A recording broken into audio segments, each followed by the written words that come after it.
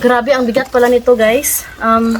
Nag-order ako ng Filipino food para sa birthday ni Edie. Malapit na po, guys. So, kaya nag-prepare na ako ng mga food.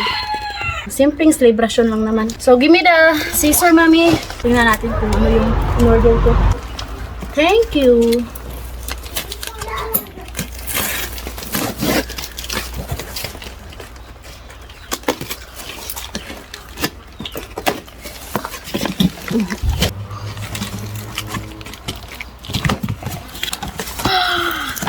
Naubusan ako ng stock ng bihon.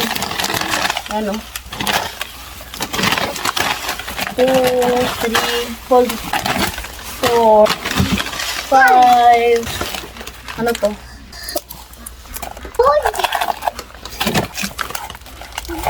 So, meron tayo ditong nata di coco.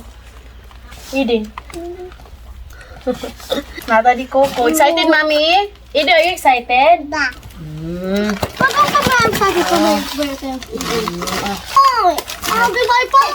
Bumili na ako ng pancit canton. Pancit canton, guys. Ayan. Hindi, hi.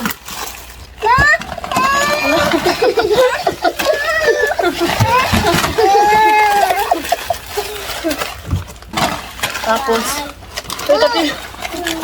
hindi na makita. Ayan. Gustong-gusto niya rin. Hala, sige. Ayan. Ilan to? 2, 4, 6, 18. 10 bihon. Kasi wala na talaga akong bihon, guys, na stock. At saka, 2 condensed milk. Mango flavor. Ayan, guys.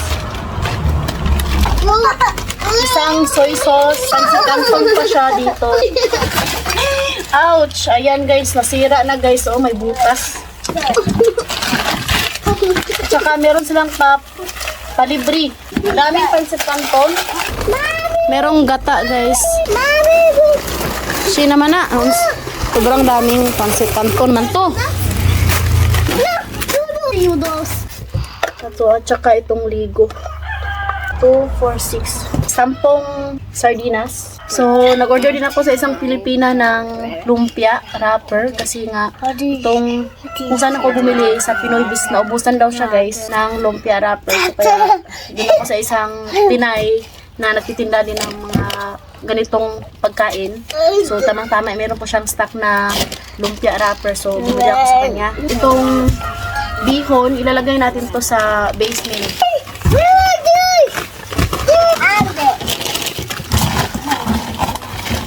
din.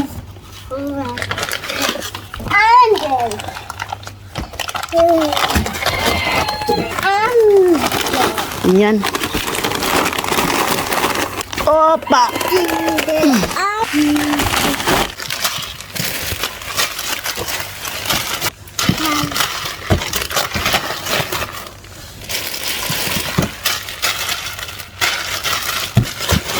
Smile.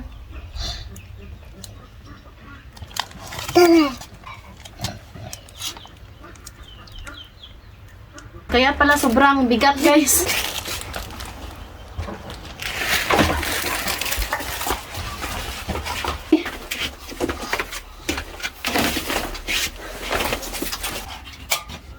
So, ayan. Dito namin nilagay yung mga onion na hinarvest namin. O, diba? Ang dami pa.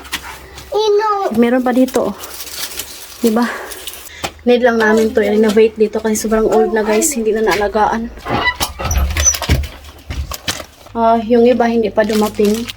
Thank you for watching this video. Hope you enjoyed. Don't forget to like and subscribe to YouTube channel and Facebook page, The Petri. Bye! Bye! Just ka cute.